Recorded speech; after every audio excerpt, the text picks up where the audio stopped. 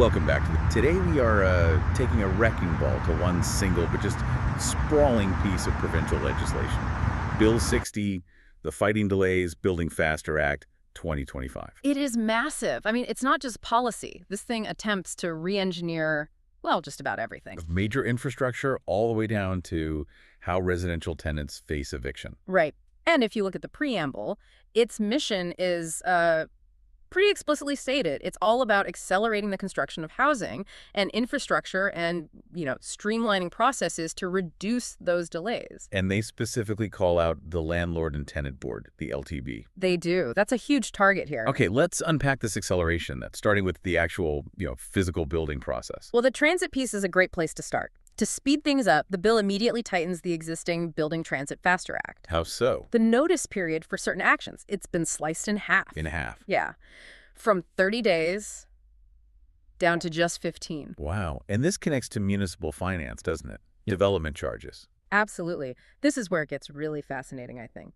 Schedule 3 requires municipalities to now hand over their background studies and bylaws to the Minister of Municipal Affairs and Housing. So if the minister asks for it, they have to provide it. Exactly. It's just a huge increase in provincial oversight over how cities are planning to pay for growth. So the province is getting a direct look into, if not veto power over, local budgets. Precisely.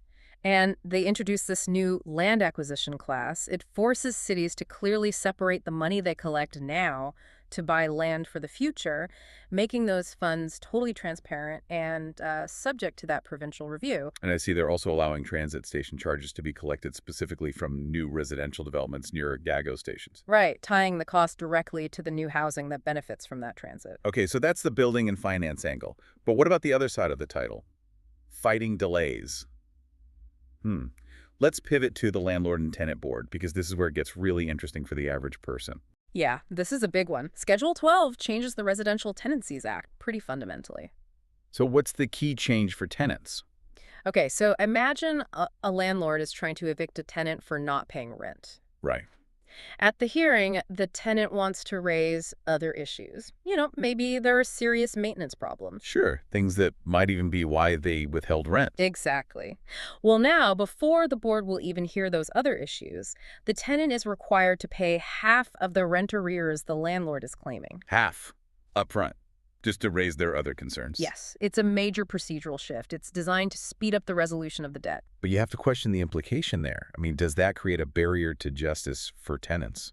It certainly tilts the field. Speed over, well, maybe over a fully due process. And there are other streamlining changes too, right? There are. What counts as a persistent failure to pay rent will now be defined by regulation, so it's standardized. And the time to request a review of a board decision is shorter. Much shorter. Down to just 15 days. Everything is moving faster.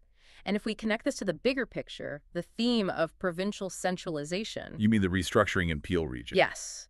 That's not just a tweak, it's major legislative surgery. Schedule 7 transfers jurisdiction over all water and sewage utilities from the regional municipality of Peel directly to the lower-tier municipalities. To Mississauga, Brampton, and Caledon. That's dismantling a structure that's been in place for decades. It is, and then Schedule 16 creates a whole new act which allows the minister to designate new corporations to manage these services. And crucially, it gives the minister the power to approve or refuse their rate plans. That is enormous authority over local infrastructure costs. It seems like nothing is too local for this bill. I mean, it even gets down to road design. It does. Schedule 5 amends the Highway Traffic Act. It basically restricts municipalities from reducing the number of car lanes, say, to create a bike lane, unless it's permitted by provincial regulation. So a local council can't just make that decision for its own streets anymore? Not on its own, no. It's a pretty direct strike against prioritizing alternatives to cars at the local level. So, when you put it all together,